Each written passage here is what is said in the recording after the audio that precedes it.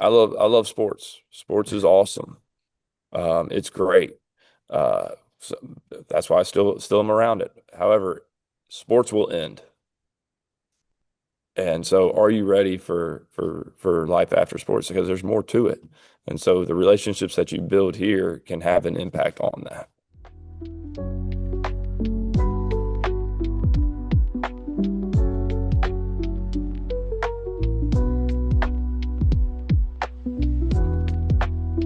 So one of the things that I'm excited to talk to Andrew Rafferty today about, our strength and conditioning coach here at Clinton, is that we do things a little bit differently. We do things and kind of set some trends that might not necessarily be national trend setting, but it's very much new and endearing here in Mississippi. And who better to do this than Andrew Rafferty? So, my friend Andrew Rafferty, tell me a little bit about your passion for training and coaching, and how did you kind of get into this unique position here with the Clinton Public School District?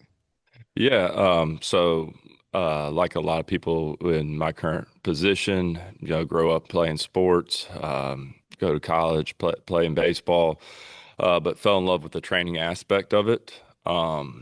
And at that point, that's all I knew. I enjoyed training, had a good time doing it, wanted to figure out how much better I could make myself. So that led down a few other rabbit holes, but didn't really know about a career necessarily in it. So while I was in college, I was majoring in history, minoring in secondary ed, just going to be a teacher, end up becoming a history or social studies teacher. Then when I first got to Clinton just over 10 years ago, I was a assistant baseball coach and teacher, social studies teacher at our ninth grade school. And I just had always fell in love with the training process. I was always my outlet, especially right after college. I got a little bit involved in CrossFit and competing in that for a little bit and started coaching that. And that kind of was where I first started coaching the aspect of training. But then as I got into Clinton and coaching baseball here, I came into the realization that the part I really enjoyed was the part outside of the sport itself, Yeah. the part of athletic development, not directly sport development. And so while I was doing that, I was been thinking about going back to get my master's. Wasn't certain what I was going to get it in. Kind of looked at getting just my master's in history, but then I really just got the urge to pursue this exercise science thing. So went down the road of getting my master's in exercise science with a focus in strength and conditioning. And that was about 6 years ago. And from the time that I started doing that, I started reaching out to some of our administrators in our district about the need for high schools to have a specific strength coach, someone who has been trained, someone who knows the ins and outs of what's actually going on, and not someone who's solely relying on something that they did when they were growing up or what they did when they were in school, but someone with a more of a passion and an understanding for the human body and how to efficiently train it. And so started reaching out to people that I knew inside the district, a couple of buddies who were high school strength coaches in other states about it, and just kind of seeing what that process would look like from the time I first started having the conversations until I became our strength conditioning coach. It took about 3 years. Um, and after those 3 years, we finally found a way to make it happen, make it work. And so this is now my fifth year in just doing strength and conditioning for the school district. When I started it, I knew of two other public schools, I think, in Mississippi that had a strength coach that wasn't tied to a sport position, and then a handful of our private institutes in the state had it, but it's severely behind when you look at other surrounding states. When you compare it to states like Texas or Louisiana, Alabama, Georgia, where almost every high school has a person who is trained in strength and conditioning, working with their athletes. And I'm just really blessed to be at Clinton because it made it a lot easier considering we're a one school district. All right. Instead of a county district where, if you give it to one school, you have to have a plan to provide it for every other school, which is kind of a hiccup why it's not fully integrated in other schools yet. But there's been great strides made as of late towards that, just across the country and hopefully in our state too. So another thing that I absolutely love about, that I get to brag about in my position with the school district is our natural diversity. Some people try to peg things in holes and spots that don't fit. And if you come to Clinton, everybody does everything, and it's amazing. And so even with that, with you having the opportunity to work with these athletes, you're not just working with, oh well, football needs some weights, well basketball needs some weights. You're working with various sports, with both the boys sports and the girls sports, but you're also working with seventh through 12th, technically six. So like in the summers, the sixth graders who are coming up to be seventh graders, you've got overgrown sixth graders now, almost seventh graders, that you're working with seventh through 12th graders. Again, those numerous sports. And these all call for their own methods of weight training and conditioning. So the question that I kind of want to ask you is, what does strength training and conditioning training at the middle school and the high school level look like? And you've got some awesome drills and programs that you do. So what does that look like? How do you tailor make these for each individual group? Yeah, so we'll start with our junior high, our younger athletes, our athletes with low training age, whether that is upcoming sixth grade, seventh, eighth, or maybe even a ninth grade, just depending on when I first get my hands on them, get to see them and start working with them. So with them, it is making certain we understand how our body's supposed to move. So it's a very what we would call general preparation, making sure we learn how to move the correct ways we are moving, and then from there we start to overload them and progressively to where we actually start building our strength, our speed capacities. Because the worst thing that we can do in our position is load a bad movement pattern, because Yeah, and that's just asking. and even to interrupt you right there, I think I saw on some of your social media that you posted recently, you've even gone back in to kind of rethink how you're doing some of that. Yeah. Yeah. So that's one thing. Like this field is ever growing. I mean, there's new. I wouldn't say necessarily new ideas, but recycled ideas. Because I mean, very rarely is something completely new. Somebody might put a new spin on it, Yeah. but it just kind of comes to the forefront. But yeah, so my biggest thing is I want to make sure our athletes know how to move. I tell our middle school kids, look, I don't care how strong a 13-year-old is. It really doesn't matter if you move bad. If you don't understand how your body moves, how you're supposed to move it, and get in correct positions, then all we are is I'm setting you up for failure later. Yeah. And so, and like a few people kind of look at me crazy when I say that, but it's just it's simple. I need to make sure they know how to move, because if I can teach them how to move, it's easy to get strong. As a junior high going through high school age child, it is easy to get strong because of the hormones that are coursing through your body. It's very hard not to get strong if you are consistent. And so by focusing on our technical ability first, it allows us to really push strength as they get older. So pretty much our junior high program, I look at it as just a direct feeder into what I want them to be able to do by the time they're in high school. That way, by the time we get to high school, kids are ready to train, um, ready to train at the highest level possible, so that they can start seeing some good results transfer to their sport. So junior high is kind of the bare bones, a lot of teaching, a lot more of me explaining things as we were going through it. It more closely resembles a classroom setting Okay. than an athletic setting in these years because of the training age. Most kids will have a 0 or maybe even a 1 year training age. Then once we get to high school, as far as like between different sports, because they're high school athletes, very rarely in the high school setting are we dealing with what we would consider an elite athlete.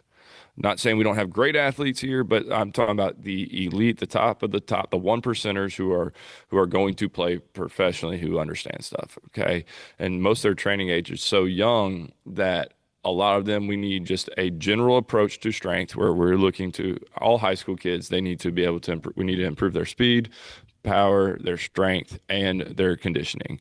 As far as sports specificity goes into it, As we get down the road, with some of the athletes that have trained for 3 to 4 years, some even 5 or 6 years by the time they're seniors, we will start getting more specific as we get down the road. And then also when we're looking at specificity, it's not so much movement specificity, but what we like to look at is joint angle specificity.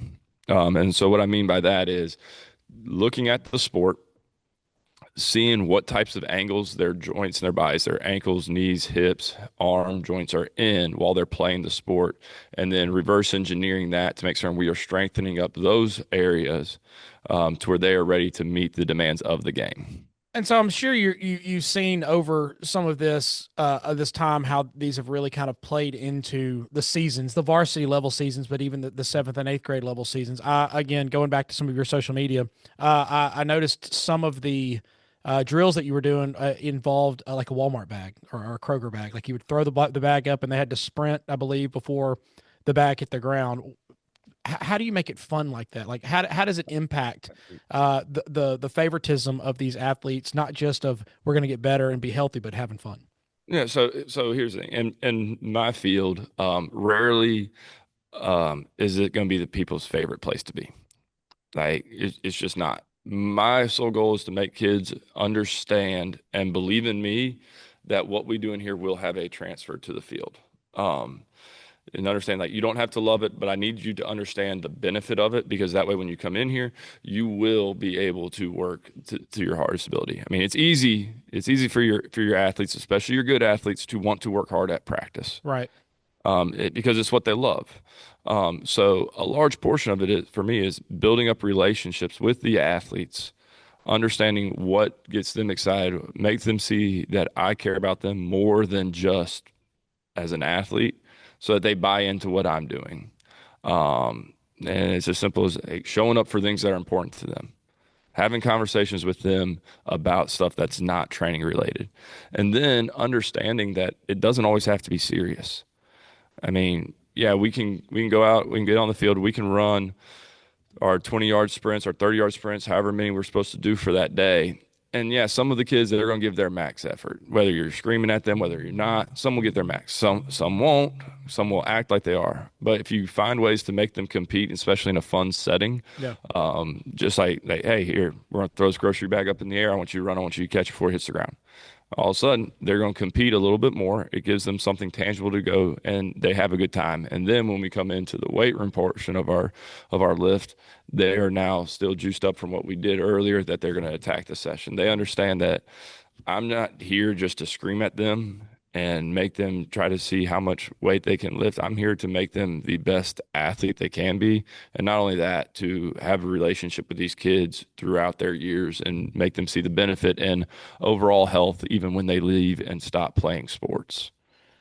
Where all are you seeing the benefits of their confidence paying off into the season? So again, kind of going back to social media, you can go and find all his stuff on Instagram. It's wonderful to follow. I keep up with all of the records that are being broken, and then but you posted a video, I believe, of Evan Carete of his sprint time of getting back in soccer. So over these 3 to 5 years where you've seen the work that you've done pay off individually, where are you seeing it pay off for the team and the seasons? Yeah, like so understanding, and I see it the most with our female athletes. Because getting most males to train, like most males in this age, they enjoy, they want to look good in mirrors, they want that little ego boost, that hit. Right. But understanding when you step on the field that you can be physically dominant, is something that really shifts. And so, like, I'll talk a little bit about with our girls soccer team. One of the first teams that really bought into the training. And the first couple of years, like we were about 60-40 split on girls who wanted to train and girls who were kind of like, oh, this is dumb. Like, why are we doing this? Well, then the season got here and they started realizing when they went into challenge balls that they kept going and the other team stopped. The other team would hit the ground. They would stay up, or they'd notice that they would still be outrunning people that they didn't outrun before. And so seeing that play out in real time, during the season, it led to a little bit more buy-in. And then so now we're 5 years into it. They all understand the benefit of it. They've seen it on the field, how much better they feel, how much more aggressive they can be. And it's translated to their work ethic in here, which only increases the production out there. Now, you can have the strongest and fastest athletes in the out there, but if they're not technically good, then it Mhm. doesn't really make a difference. So I'm very blessed to work with coaches who are great getting kids to be technically sound to where when I get them more athletic, I know that they're still going to be better than other teams. It's not because of anything special I'm doing, it's because they are talented. Now they're working hard. So now we're seeing even more payoff because of their technical ability. Their increased athleticism is now showcasing on the field. So the buy-in is there, and they're getting there, and they're starting to kind of grow closer together as a team because they're seeing those results. But anybody who's ever kind of sacrificed blood, sweat, and tears inside a weight room, whether it be with a team, whether it be with a workout partner, whether it be those in our 40s who are trying to lose a little bit of weight, so we work out with other people, we kind of realize that the vulnerability and the tiredness that you get in there kind of draws you a little bit closer. And I'm assuming these teams are growing closer like brothers and sisters. So how have you seen the work here that these athletes are drawing closer as a team? And then I guess another question is how does this atmosphere help you with the relationships with the kids, but also with their coaches? Yeah. So anytime you struggle with somebody, you're going to naturally get closer, or you should. But it's more than just struggle. I mean, because like when I think about that, like it's like almost like a fear imposed closeness. And I mean, I feel like I mean, that can be beneficial, but I can also see where that would be a little bit weak-minded, where it'd be easy to shatter. And so the real thing comes from the relationships being built.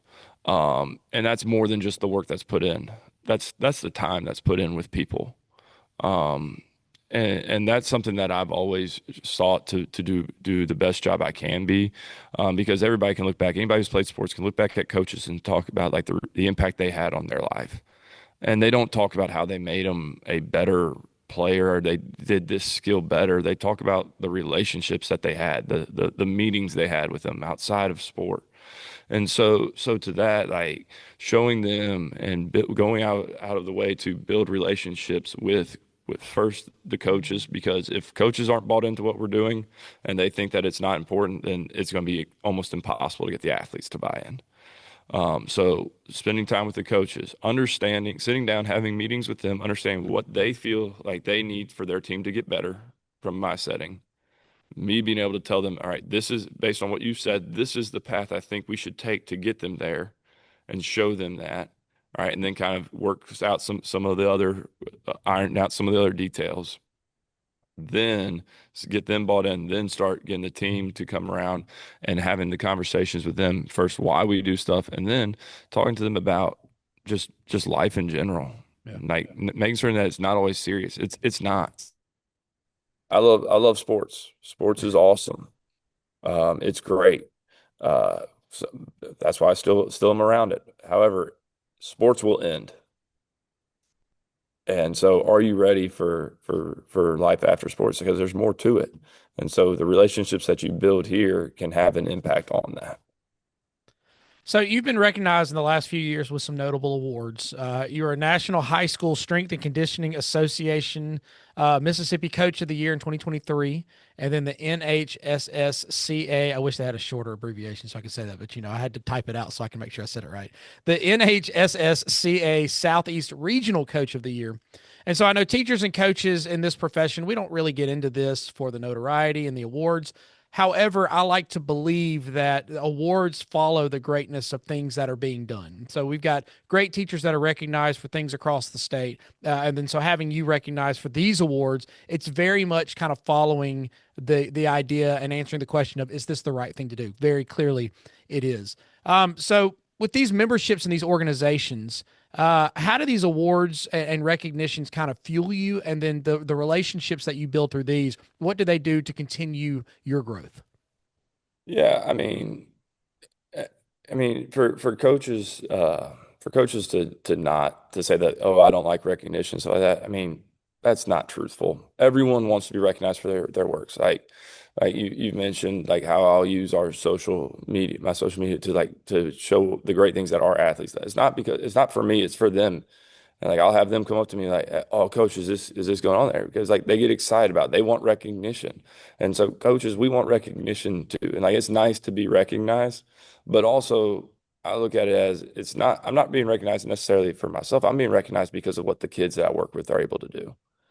Like it's been awesome seeing the accomplishments the teams have won. Like, I enjoyed, yes, it was nice to be recognized as our state coach of the year. It was nice to be recognized as the Southeast coach of the year, but it was way more fun for me my first 2 years with our boys soccer team, watching them win the state championship, or the same year with our girls team who made it to the state finals so many times after getting a bad hand with weather in North Mississippi and a team not wanting to play us and trying to make it impossible for us to play, and then us turning around and coming and winning that state. Those are some of the things that I'm most proud of, like as far as that. Now, yes, getting recognized for that award, awesome. However, seeing the team's success and them be excited, that's what makes me gets me super excited. And then the organization, it's led to some